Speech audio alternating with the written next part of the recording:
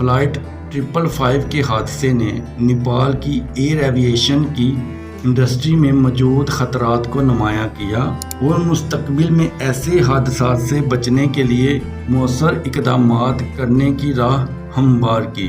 یہ واقعہ انٹرنیشنل سطح پر ایئر ایویشن کی حفاظت کی اہمیت کو اجاگر کرنے کا ذریعہ بھی بنا۔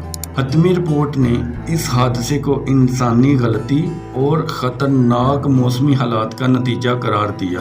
اس نے نیپال کی ایئر ایویشن انڈسٹری کو حفاظتی معیارات میں بہتری لانے پر زور دیا، خاص طور پر خطرناک ایئرپورٹ پر حادثے کے بعد کیے گئے اقدامات سے نیپال کی ایئر ایویشن انڈسٹری میں نمایاں بہتری آئی۔